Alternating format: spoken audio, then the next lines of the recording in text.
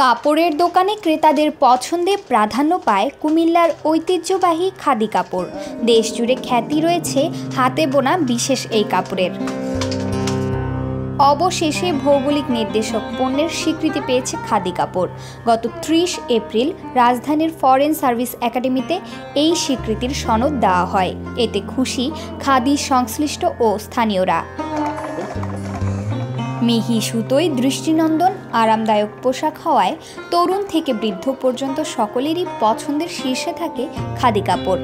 খাদির পাঞ্জাবি, শাড়ি, 3 পিস, ফতুয়া, শার্ট ও বিছানার চাদর সহ বাহারি ডিজাইনের বিভিন্ন পোশাক রয়েছে।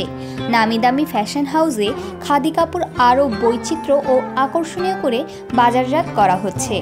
খাদি এখন শৈল্পিকতার ছোঁয়ায় দেশ বিদেশে সমাদৃত। আন্তর্জাতিকভাবে স্বীকৃতি পাওয়ায় আমাদের গর্বের বিষয়। কুমিল্লার খাদি ঐতিহ্যবাহী খাদি, কুমিল্লা বলতেই আমাদের খাদি পণ্যর জন্য বিখ্যাত। বাংলাদেশের আউট ডিস্ট্রিক্ট থেকে যারা আসে সবার থেকে শুনি এই কুমিল্লা একমাত্র খাদির জন্য সবাই এখানে আসে।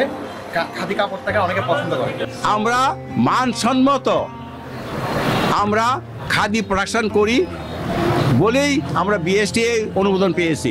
সুতরাং যারা সামনে এই শিল্প নিয়ে কাজ করবে তাদের সবসময় মাথায় রাখতে হবে যে মানসম্মত জিনিস হতে হবে এবং খাদি হতে হবে, তাহলেই এই ধারাবাহিকতা বজায় থাকবে।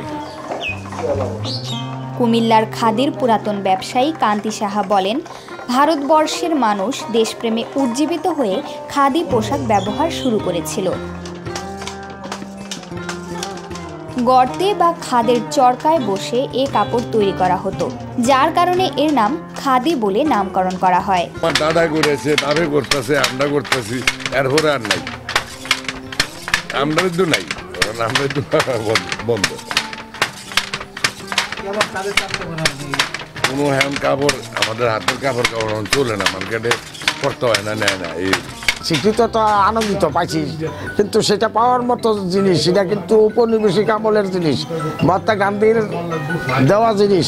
সেই জিনিসের যে মহাত্মা গান্ধীর জিনিসটা যে প্রসেসে এখনো ধরে রেখেছি, সেই জন্য যে স্বীকৃত দিয়েছে আন্তর্জাতিকভাবে, সেই জন্য খুবই মনে আনন্দ, খুশি হয়েছে। যদিও এখন সামনের দিকে এটা সার্ভিস নাও করতে পারি, কারণ এখন কাঁচামালের অভাব, শ্রমিকের অভাব, কিন্তু এতদিন পরে হলো যে স্বীকৃতিটা পেয়েছি, সেটার জন্য আমি নিজেকে গর্বিত মনে করি।